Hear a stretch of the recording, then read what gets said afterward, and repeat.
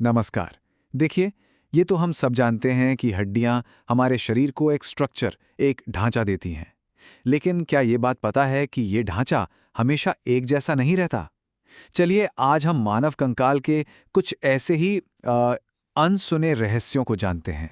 तो चलिए शुरुआत एक बिल्कुल क्लासिक सवाल से करते हैं। मानव शरीर में कितनी हड्डियां होती हैं?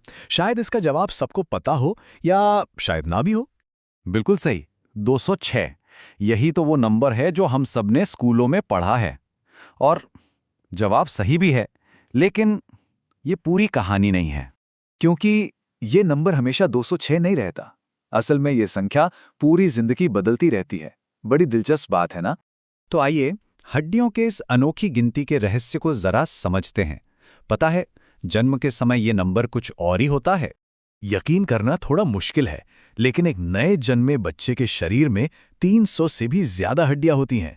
हाँ, और इनमें से ज्यादातर नरम कार्टिलेज की बनी होती हैं, जो उन्हें पैदाइश के वक्त फ्लेक्सिबिलिटी देती हैं। तो फिर सवाल यह है कि 300 से 206 तक का ये सफ़र आखिर पूरा होता कैसे है? चलिए हड्डियों के इस अद्भुत सफ़र को देखते हैं और समझते हैं कि ये बदलाव होता कैसे है। जैसे जैसे उम्र बढ़ती है, ये नरम कार्टिलेज आहिस्ता आहिस्ता कठोर हड्डी में बदलना लगता है। छोटी छोटी हड्डियां आपस में जुड़कर बड़ी और मजबूत हड्डियां बनाती हैं। इसी पूरे प्रोसेस को ऑसिफिकेशन कहते हैं। और यही वो चीज़ है जो किशोरावस्था के अंत तक हमारे कंकाल को उसकी फाइनल 206 हड्डियों वाला आकार देती है। ठीक है, तो अब जब हमारे पास 206 हड्डियों का एक मजबूत ढांचा है, तो इसको दो मेन हिस्सों में बांटा जा सकता है।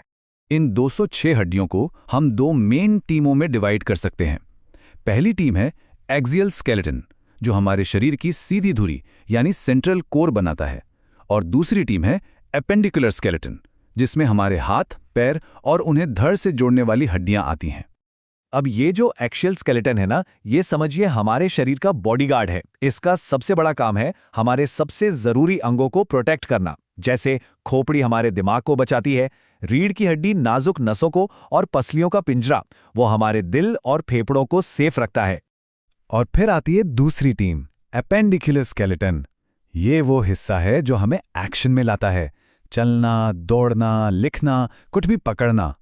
इसमें हमारे हाथ, पैर, कंधे और कूल्हे की हड्डियां शामिल हैं। बेसिकली यही हमें दुनिया से इंटरैक्ट करने की आज़ादी देती हैं। हड्डियों की गिनती तो आमतौर पर मर्दों और औरतों में एक जैसी ही होती है, लेकिन क्या उनकी बनावट भी एक जैसी होती है? सवाल ये है, और इसका जवाब है बिल्कुल नहीं। और ये जो फर्क है ना, ये काफी दिलचस्प है।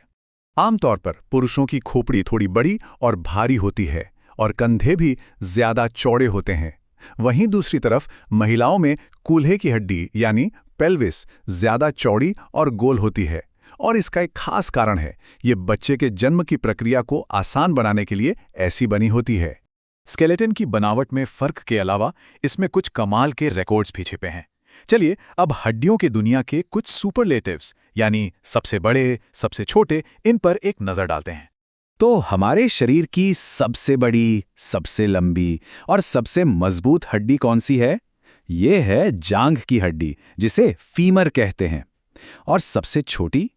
वो है हमारे कान के अंदर, बिल्कुल अंदर मौजूद स्टेप्स, जो सुनने के लिए इतनी जरूरी है। सोचिए कितनी जबरदस्त रेंज है हमारे स्केलेटन की। अच्छा, एक सवाल जो अक्सर लोगों के मन में आता है, क्या दांतों को हड्डियां माना जाता है? आखिरकार वो भी तो कैल्शियम से बने होते हैं। इसका सीधा सा जवाब है नहीं। दांत हड्डियों की तरह खुद को ठीक नहीं कर सकते और उनमें बोन मैरो भी नहीं होता। वो असल में इनामल और डेंटिन से बने होते हैं, और यही चीज उन्हें हड्डियों से अलग और हाँ, ज्यादा सख्त बनाती है। हाँ, बिल्कुल सही सुना। हमारे शरीर की सबसे सख्त चीज हड्डियां हैं ही नहीं, बल्कि हमारे दांतों का इनेमल है ना कमाल की बात? और आखिर में एक सवाल छोड़ जाते हैं, अगर कंकाल हमारे शरीर का ढांचा है, तो फिर इस ढांचे को ताकत और गति देता कौन है? इसका जवाब हमें बायोलॉजी की और भी गहरी दुनिया में ले जाता है। इस पर सोचना जरूर।